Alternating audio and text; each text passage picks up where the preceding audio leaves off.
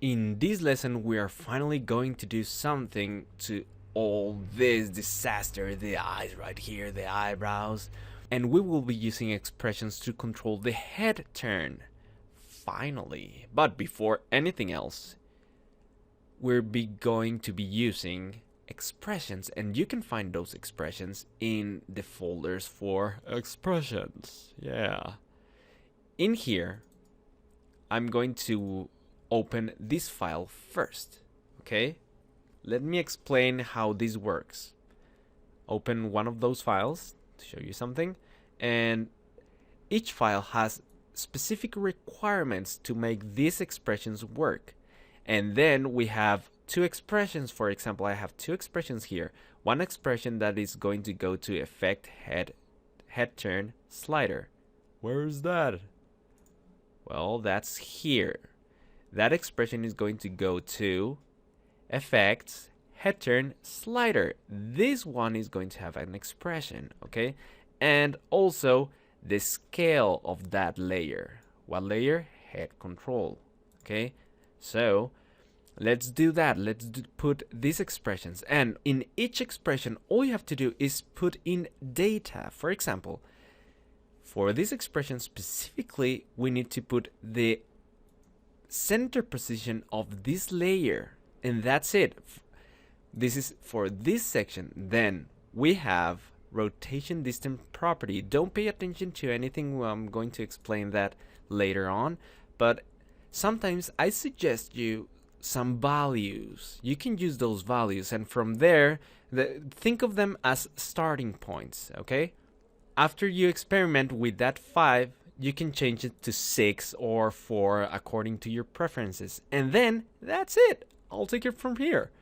Then comes all this math that you don't have to pay attention to it. If you want, you can get a lot of information about how expressions work in the Adobe website. That's what I had to do to come up with these beautiful expressions. Well, for me at least, they are beautiful. Maybe not for the super ultra hardcore programmers out there, but hey, they work and they are easy to use, okay? Now, let's get it started. Okay, let's meet their requirements. This layer should be showing position. Okay. Head control. This is the layer we're gonna be working on. To show its position, we just press P. That's it. Okay, I'm almost ready. Now, I need... by the way, you can switch between windows by pressing Alt-Tab on Windows or Command-Tab in Mac. If you already knew that, sorry for wasting some seconds of your life.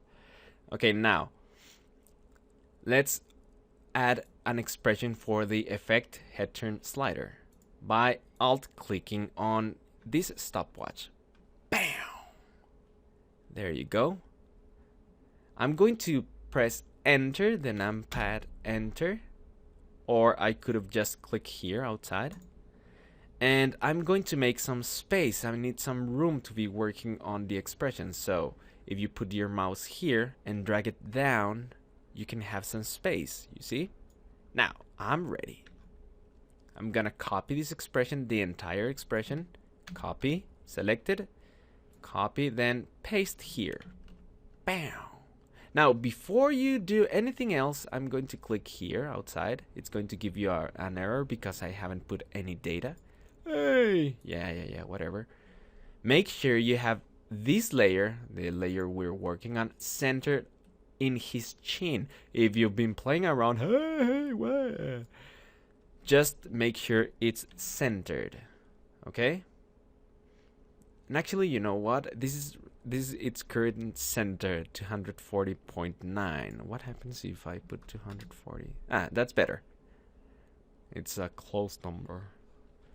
Okay, now maximize the time panel and start putting data.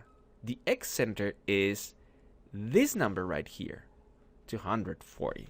So just put that and put this number here. Start with 5. After that, you can play around with it, okay? 5. And that's it. That's it for that expression. Let's go to the next expression, scale. In scale, I just suggest you to turn current values to an expression. What? Yes. Let me show you how that works. If I take the head control and I'm from this distance working and I want to move it here, for example, sometimes you can go like, whoa, what's happening? That expression will prevent that from happening, okay? So let's go ahead and do that. I'm gonna maximize the timeline, and in here I'm going to show the scale property by pressing S. Scale. There you go. So right now these are the proportions, 300 and 150. If I turn that into an expression by alt clicking on this stopwatch for scale, I just do this. 300, 150. Close that and num enter. Now if I accidentally click on there, nothing happens. You see? It stays in that size. Okay. Now that's it for the head control. Right now that's all we need. Now let's put the expressions to the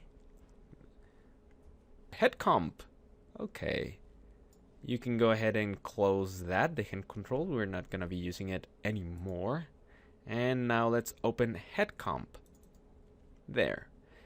Let's meet first the requirements. The anchor point on the bottom center. Okay. Do we have that? Yes. Remember we did that? The head. The anchor point is already in the bottom center of the chin. Okay, it's right there. So when it rotates from there. Now, what else? The head control should be showing the head turn slider, the position, and the rotation. Okay, so let's do that. If I want to show position, I press P. Then if I hold Shift and press S, it's going to be added. Then Shift. Actually, no, it's easier if you just double click on here on the head turn. Very good. Now this happens. Just click on that triangle 2 times and that's the slider. Is that all? We need the head turn slider, position, and scale. Very good. Now this layer, which layer? Head composition. By the way, when you do this, I recommend you to drag the layer, the layers you're working on, very close together. So when you pick whip, you do this, you can access all these data very easily. Now for head, I need position. Okay. So I press P and I'm all set. Let's do the time remap. All you have to do is copy. Look, sometimes for some values I ask you to pick whip. Pick whip to where? To the head control layer effect slider. Okay, so let's do that. Copy. Then this expression is for time remap. Remember how to bring out the time remap expression? Well, I'm going to hold Shift RR. There you go. You double tap the R and that's the time remap. Okay, very good. Now I'm going to hold Alt, then click on the stopwatch, and I'm almost ready. I always do this. I click outside, then open this space, and now I can work with that expression. Click and paste. What do I have to pick whip? Oh, sorry. I just select that. Don't select the semicolon. Leave that. We need that there. Then pick whip to head control effect slider. This is the pick whip. Careful, you're not using the pick whip for the layer. You're using the pick whip for the expression, and you select the slider. And that's it. Let's press enter. And look what that has done. Look. Very amazing. If I select the head control, Wow. Amazingly beautiful.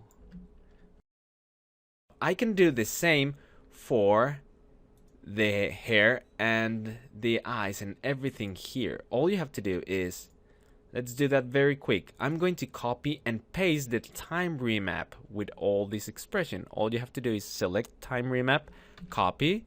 I'm going to let's maximize this. Then select every part of the face and paste. There you go. Now select the hair and paste. What did that do? Oh, now this head control is turning everything. You see? So now I can select everything here and put it in place. There. Now I select the hair and put it in place. Haha, let's click on head control and look. It's working. Okay, in the next tutorial I'm going to show you, actually, you know what? This mistake, let's fix it right away. I'm going to open head by double clicking on it, head. Then I'm going to hide that hair. There you go. Hey, Baldy. Now go to Jimmy composition and that's it. Very good. Okay, see you in the next lesson, in which we're going to put some limits, because right now it turns, then if I go further, nothing happens. So what I want to do is, if I move the mouse all the way to here, I want this object to be stopped. I don't want to move it freely, because when you do this and you're working, hey, where's my controller? Okay, so I want this controller to be in his chin at all times. Also, I want the ability to move his head up or down to make the illusion of he ducking. Okay, let's leave it there. Okay, see you in the next lesson.